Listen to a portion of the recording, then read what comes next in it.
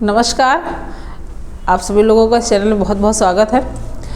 इसके पहले वीडियो में जो हड़प्पा कालीन सभ्यता क्या है, कैसे जन्मी, कहाँ से आई और उसके कुछ प्रमुख स्थलों की बात की गई थी, तो आज उसी कड़ी में एक दूसरे वीडियो में उसके अन्य स्थल, क्योंकि हड़प्पा सभ्यता के कई स्थल हैं और एक ही वीडियो में उसको संकलित नहीं किया जा सकता है, नहीं उसको समाहित किया जा सकता है, इसके लिए और इस दूसरा वीडियो बनाया गया है। इसमें भी कुछ जो हड़प्पा कालीन प्रमुख स्थल हैं उनको शामिल करने की कोशिश की गई है। तो आइए देखते हैं इसके कुछ प्रमुख स्थल। देखिए, इसमें तीसरा चनहूदड़ो स्थल है। इसके पहले कल दो स्थलों पे बात हुई थी, यानी सबसे पहला जो स्थल है हड़प्पा स्थल उस पर, और जो दूसरा सबसे प्रसिद्ध स्थल है मोहनजोदड़ो। तो दो स्थलों पे कल बात हुई थी, आज उसी में हम आगे बढ़ते हैं। तो जो तीसरा प्रमुख स्थल है वो चनहूदड़ो है। देखिए, चनहूदड़ो की जो खोज है वो 1931 ईस्वी में इसकी खोज एम.जी. मजूमदार ने की थी। क्लियर?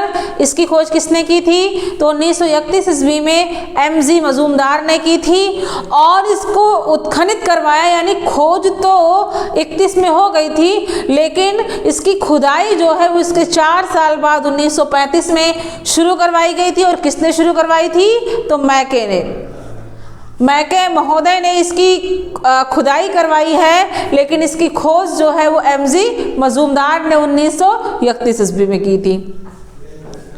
आगे बढ़ते हैं। देखिए, यहाँ पे सैंधो संस्कृति के अतिरिक्त प्राक हड़प्पा संस्कृति के अवशेष मिले हैं। प्राक हड़प्पा क्या होता है? जैसे देखिए, कोई भी चीज़ है, जैसे भी कोई मौसम होता है तो मौसम एक बैग नहीं आता। जैसे गर्मी का मौसम ही है या ठंडी का मौसम, तो ये नहीं है कि आज गर्मी है कल ठंडी हो गई। धीरे धीरे शुरुआत होती है। क्लियर? धीरे धीरे सारी चीज़ें होती हैं, स्टेप बाय स्टेप। तो जब इस संस्कृति का जन्म हुआ, देखिए जो हड़प्पा संस्कृति है इसके भी 3 भाग हैं। जो पहली आती है वो आपकी प्राक हड़प्पा है, यानी हड़प्पा के पूर्व, जब हड़प्पा संस्कृति यानी धीरे धीरे उसकी उत्पत्ति हो रही थी। फिर जो दूसरा भाग है वो आपका हड़प्पा है, यानी मेन हड़प्पा है। फिर इसके बाद का जो भाग है वो आपका उत्तर हड़प्पा कहा जाता है। तो संस्कृति के भी इसके 3 भाग हैं। तो जो यहाँ पे चनहूदड़ो में जो संस्कृति मिली है, यहाँ पे जो सैंधव संस्कृति यानी जो दूसरा भाग है, बीच की संस्कृति मुख्य वाली, उसके भी अवशेष मिले हैं। और इसके साथ ही प्राक हड़प्पा यानी हड़प्पा से पूर्व जो संस्कृति की यहाँ पर थी, उसके भी, इन दोनों संस्कृतियों के अवशेष चनहूदड़ो में मिले हैं। और याद रखिएगा, जो यहाँ पे प्राक हड़प्पा संस्कृति थी इसको झूकर संस्कृति या झांगा संस्कृति भी कहते हैं, ये याद रखिएगा। और भी कई जगहों पे प्राक हड़प्पा मिली है, लेकिन जो चनहूदड़ो में मिली है वहाँ पर प्राक हड़प्पा संस्कृति यानी हड़प्पा पूर्व संस्कृति को झूकर संस्कृति और झांगर संस्कृति भी कहते हैं। ये पूछ लिया जाएगा। आगे बढ़ते हैं। देखिए, यहाँ पे कई सारी चीज़ें मिली हैं। यहाँ पे मनके मिले हुए हैं। मनके जो मोती होता है जिसकी माला बनती है, तो मनके हैं, सीप हैं, अस्थि है तथा मुद्रा बनाने के केंद्र है। यानी कहने का मतलब है एक कारखाना टाइप का मिला हुआ है, कारखाने में ही सारी वस्तुएं बनती हैं। तो उसी तरीके से मनके, सीप, अस्थि और मुद्रा बनाने के केंद्र मिले हुए हैं। इससे प्रतीत होता है कि जो चनहूदड़ो के निवासी थे वो कुशल कारीगर थे। क्लियर? यानी यहाँ पे एक पूरा कारखाना मिला है, इससे यहाँ प्रतीत होता है कि यहाँ के लोग कुशल कारीगर थे। इसके साक्ष्य यहाँ प्रतीत होते हैं। और नेक्स्ट बढ़ते हैं। देखिए, ये जो चनहूदड़ो है ये तो बता दिया गया है कि इसने खोज किसने की थी। अब बात है ये है स्थित कहाँ, तो ये पाकिस्तान में ही मोहनजोदड़ो से 80 किलोमीटर दूर पड़ता है चनहूदड़ो। आगे बढ़ते हैं। देखिए, यहाँ पे कई सारे अवशेष मिले हुए हैं। अलंकृत हाथी, यानी यहाँ पे अलंकृत हाथी मिला हुआ है, अर्थात एक खिलौने टाइप का हाथी है, उसको सजाया गया है, वो मिला है। और भी कई सारे खिलौने मिले हुए हैं। और देखिए, यहाँ पर कुत्ते के बिल्ली का पीछा करते पदचिन्ह, कुत्ते के यानी जो कुत्ता होता है बिल्ली का पीछा करता है, तो उसका पीछा करते हुए पदचिन्ह यहाँ पर मिले हुए हैं। मुख्य याद रखना, पदचिन्ह यहाँ पे मिले हुए हैं।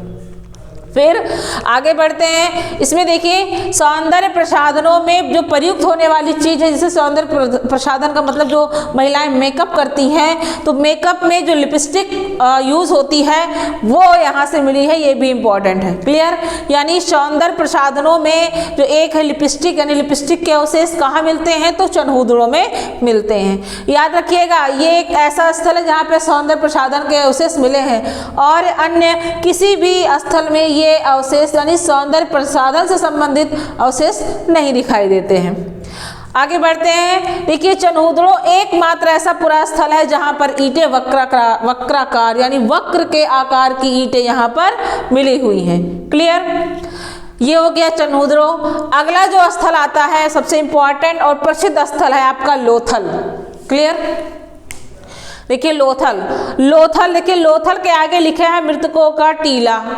अब बात आती है, कुछ लोग ये सोचेंगे कि जो मोहनजोदड़ो है वो भी मृतकों का टीला है और लोथल भी है। तो याद रखिएगा, मोहनजोदड़ो जो शब्द है उसका सिंधी भाषा में उस शब्द का अर्थ होता है मृतकों का टीला। क्लियर? यानी मोहनजोदड़ो जो शब्द है उसका सिंधी भाषा में शाब्दिक अर्थ होता है मृतकों का टीला, लेकिन लोथल में मृतकों का टीला स्थान मिला हुआ, यानी यहाँ पे स्थान है और वहाँ पे शब्द का अर्थ है। ये चीज़ बहुत ध्यान दीजिएगा कि मोहनजोदड़ो में मोहनजोदड़ो शब्द का शाब्दिक अर्थ सिंधी भाषा में शाब्दिक अर्थ मृतकों का टीला है और लोथल में मृतकों का टीला मिला हुआ है, अर्थात ये स्थान है। क्लियर? आगे बढ़ते हैं, देखिए लोथल है कहाँ, तो लोथल जो है वो गुजरात के अहमदाबाद जिले में पड़ता है और अहमदाबाद जिले के सरागवाला गांव से 80 किलोमीटर दक्षिण में भोगवा नदी के किनारे है। याद रखिएगा, लोथल कहाँ है, तो मेन अगर शहर की बात होती है, राज्य की बात होती है तो गुजरात में है और गुजरात के किस जिले में है, तो अहमदाबाद जिले में है। और भी डीपली पूछ लिया गया तो अहमदाबाद जिले के सरागवाला गांव से 80 किलोमीटर दक्षिण में किस नदी के तट पे है, भोगवा नदी। ये बहुत इंपॉर्टेंट है क्योंकि अक्सर जितने भी सिंधु सभ्यता के स्थल है वो किसी ना किसी नदी के किनारे मिले हुए हैं, इसलिए ये क्वेश्चन भी बहुत पूछा जाता है। तो ये भोगवा नदी के तट पर स्थित है। इसकी खोज किसने की है, तो इसकी खोज जो है वो 1957 ईस्वी में इसकी खोज डॉक्टर SR राव ने की थी। क्लियर? लोथल की खोज 1957 ईस्वी में डॉक्टर SR राव ने की है। आगे बढ़ते हैं, देखिए लोथल में क्या मिला है, लोथल में कहने का मतलब है पश्चिमी एशिया से व्यापार का प्रमुख बंदरगाह, यानी यहाँ पर व्यापारिक जो गतिविधियाँ हैं उसके अवशेष मिले हुए हैं लोथल से। और भी कई अवशेष हैं, कई स्थान है जहाँ पे व्यापार के साक्ष्य मिले हैं, लेकिन जितना प्रसिद्ध व्यापार लोथल से प्रसिद्ध साक्ष्य यहाँ के हैं उतना और कहीं के नहीं है। तो पश्चिमी एशिया से व्यापार का प्रमुख बंदरगाह है। क्लियर? यानी यहाँ पर एक कहने का मतलब बंदरगाह ही मिला हुआ है, बंदरगाह जहाँ से समुद्री रास्तों से जो व्यापार होता है वो बंदरगाहों से ही होता है। वहीं पे जो जहाज सामान लेकर आते हैं फिर वहीं से वो जाते भी हैं, तो इसके अवशेष यहाँ से मिले हुए हैं। तो ये सबसे ज़्यादा व्यापार के मामले में सबसे ज़्यादा प्रसिद्ध स्थल जो है वो लोथल है, ये याद रखिएगा। और यहाँ की जो सबसे प्रसिद्ध खोज है प्राप्त हुई है वो बंदरगाह है। आगे बढ़ते हैं, देखिए यहाँ पे अब व्यापार के अवशेष मिले हैं। कैसे पता चला यहाँ व्यापार होता था, तो देखिए यहाँ फारस की मुद्रा भी मिली हुई है। क्लियर? फारस की मुद्रा या सील जो मुहर होती है उस टाइप की मिली हुई है, मुहर जो सील लगाया जाता है ना, वही चीज़। फिर पक्के रंग के रंगे हुए पात्र मिले हुए हैं। इससे क्या साक्ष्य, यानी जो फारस की मुहर है और सील मिली हुई है, इससे ये प्रतीत होता है कि यहाँ पर समुद्रिक व्यापार होता था, क्योंकि फारस तो यहाँ है नहीं, वो दूर है और जो रास्ता आने जाने का तब समुद्र ही था। तो समुद्र यानी समुद्र के जो व्यापारिक समुद्रिक मार्ग से व्यापार होता था उसके साक्ष्य यहाँ पर मिले हुए हैं। नेक्स्ट आगे देखते हैं, जहाज़ों की गोदी यानी डॉकयार्ड। देखिए जैसे जहाज वगैरह जहाँ पे खड़ी की जाती है, जैसे बस कहाँ पे मिलती है, बस अड्डे पे ही खड़ी रहती है, वहीं से मिलती भी है।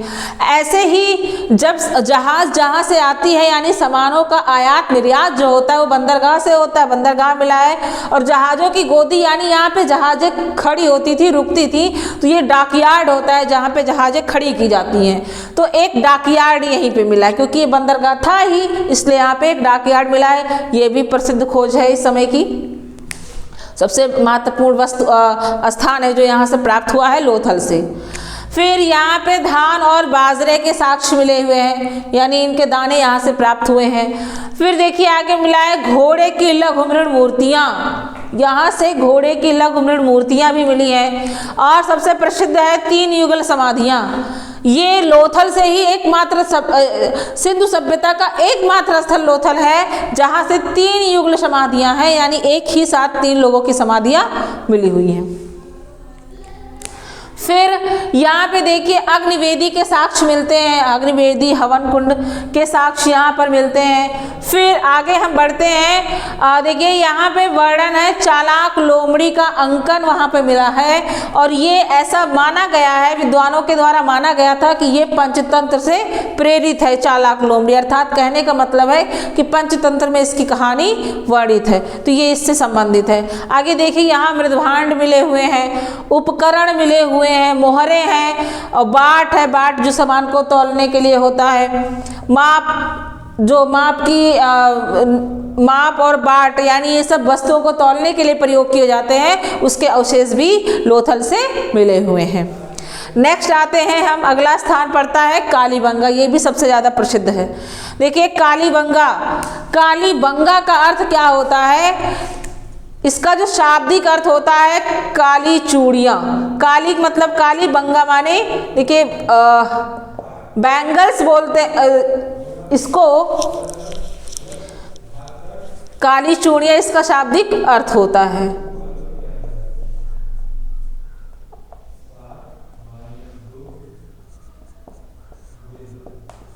क्लियर? तो कालीबंगा का अर्थ होता है काली चूड़ियाँ। अब इसको देखिए एक उपनाम कहा गया है कि सैंधव साम्राज्य की तीसरी राजधानी। याद रखिएगा, सैंधव साम्राज्य की जो पहली और जुड़वा राजधानी है वो हड़प्पा और मोहनजोदड़ो है। जुड़वा राजधानी पहली हड़प्पा है, दूसरी मोहनजोदड़ो है। जो तीसरी राजधानी की संज्ञा दी गई है वो किसको दी गई है? कालीबंगा को, यानी सैंधव साम्राज्य की तीसरी राजधानी है ये। आगे देखते हैं ये कहाँ से मिला है, तो ये कालीबंगा कहाँ पे है? तो ये राजस्थान के गंगानगर जिले में है। गंगानगर जिले को अब वो जो आधुनिक उस जिले का नाम बदल गया है, यानी वो हनुमानगढ़ जिला हो गया है। बदल गया है या यूँ कह लीजिए कि उसका भाग हो सकता है हनुमानगढ़ जिले में चला गया हो। तो जब ये खोजा गया था तब ये गंगानगर जिले में था, लेकिन वर्तमान में ये कहाँ है? तो ये हनुमानगढ़ जिले में है। और इसकी खोज जो है 1953 ईस्वी में एक घोष ने की थी। क्लियर? कालीबंगा की खोज राजस्थान में 1953 में एक घोष ने की थी। आगे बढ़ते हैं, देखिए कालीबंगा में कच्ची ईंटें, देखिए ईंटें मिली हुई हैं यहाँ पर। और यहाँ की जो नगर प्रणाली थी, कालीबंगा की नगर प्रणाली काफ़ी हद तक मोहनजोदड़ो की नगर प्रणाली से मिलती है, यानी यहाँ की नगर प्रणाली कालीबंगा की और मोहनजोदड़ो की लगभग सेम है। बस एक चीज़ का अंतर मिलता है कि कालीबंगा में कच्ची ईंटों का प्रयोग है और मोहनजोदड़ो में पक्की ईंटों का प्रयोग है। कालीबंगा में देखिए जल निकासी की प्रणाली नहीं है, ना तो शहरी तौर पर ना ही ग्रामीण तौर पर कालीबंगा में जल निकासी की प्रणाली भी नहीं दिखाई देती है। आगे बढ़ते हैं, देखिए यहाँ पर घोड़े के अस्थिपंजर भी प्राप्त हुए हैं और घोड़े की लघु मृण मूर्तियाँ भी यहाँ से मिली हुई हैं। नेक्स्ट देखिए यहाँ पर सेलखड़ी की मोहरें भी हैं। याद रखना हड़प्पा सभ्यता में जो मोहरें मिली हुई ज़्यादा से ज़्यादा सेलखड़ी की हैं, ये भी क्वेश्चन आता है। तो यहाँ सेलखड़ी की मोहरें हैं। यहाँ देखिए बेलनाकार मोहरें मिली हुई हैं। और यहाँ पर जुते हुए खेत का साक्ष्य, ये क्वेश्चन बहुत पूछा जाता है कि जुते हुए खेत का जो साक्ष्य है वो कहाँ से प्राप्त है, तो वो कालीबंगा से प्राप्त है। आगे देखिए हल के साक्ष्य।